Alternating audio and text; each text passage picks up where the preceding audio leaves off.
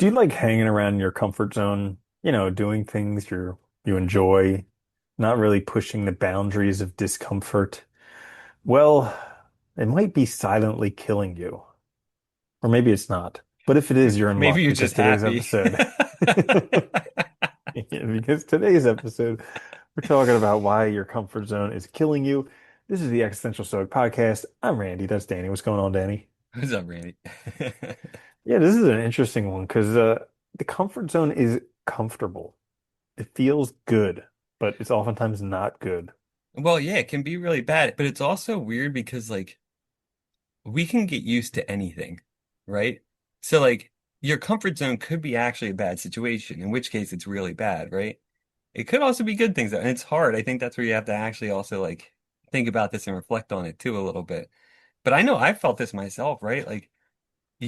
It's like that fear of going outside of what's normal, of what you're used to, that fear of failure, success, all that stuff that stops us from making decisions that might actually make us better off,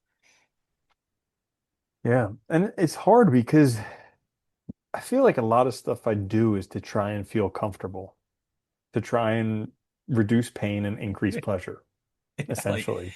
98% of what we do. Yeah. Essentially.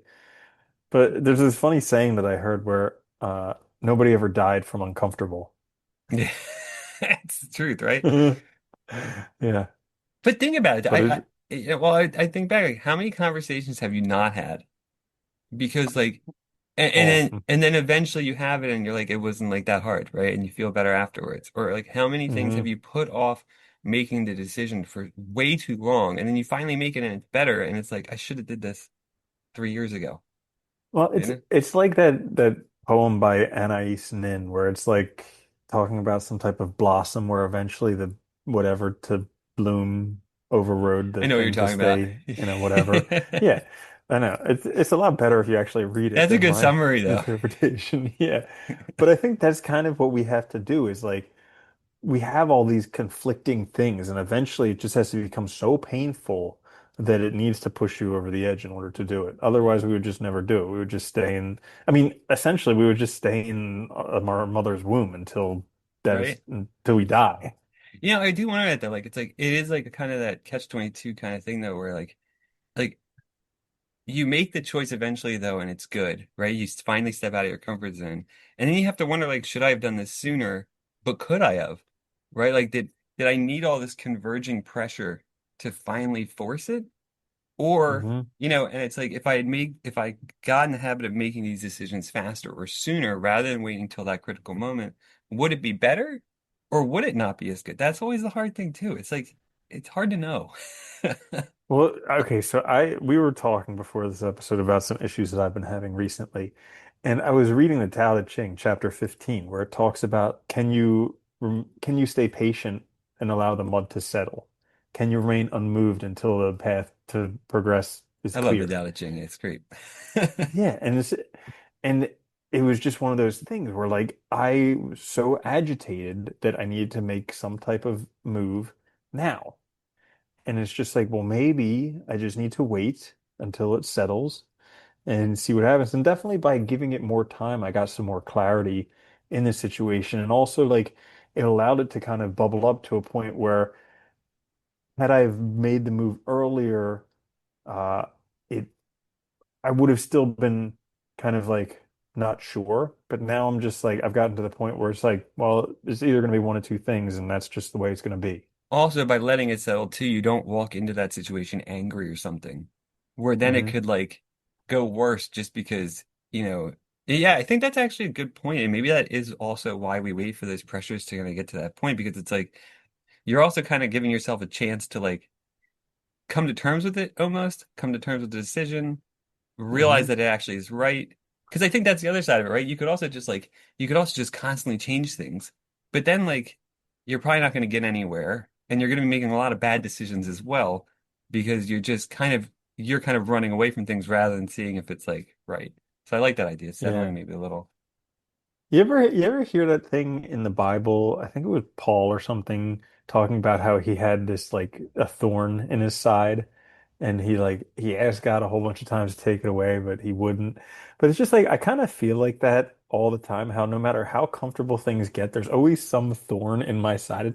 It's never the same. It's a different thorn Yeah. all the time. And as soon as I remove that thorn, there's another one in my Yeah. side. But it's It's just like like, it's kind of too that that's like how we change things, right? I mean, we improve things, we make things better by dissatisfaction. I actually always like that from like John Stuart Mill, right? That like the dissatisfaction we have is also a means to growth, to better things, because it's how we see what needs to be changed in the world. So those thorns in your side, they're also kind of in a way motivation to make changes. And we've talked about it a ton of times. No matter what you do, there's always problems. There's just always gonna like no matter what we do, no matter what we achieve, there's always another problem. We just haven't found it yet, or we just haven't got there yet to see it? So it is mhm, kind of a pain. I know it's like we all wish for like this mythical time where like everything's fine and works out and every day is like, happily ever after. But yeah, they happen in children's movies. I mean, I in know. children's God, I think so stories. much of that stuff probably effed up so many people, dude, for real. Hmm. Because like, Yeah. it's almost like subliminal too. Like you don't even like realize you believe it, but you've heard it so Hmm. many times. And even like stories, like we read a lot of like stories, whether they mean to or not, have that sort of ending, don't they? Like if you think about it, it's the hero's journey, Oh right? yeah. Things work Yeah. out. Yeah, Yeah. Happily ever after. I Jeez. don't know. So, It's tough. yeah. Yeah. So how can you tell if you are just kind of sitting in your comfort zone?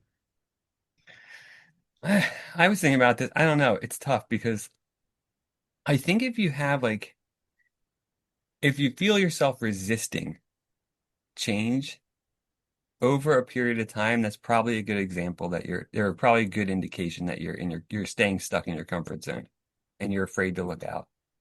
Because there's also the risk too that you turn away from stuff and hide in your comfort zone, right?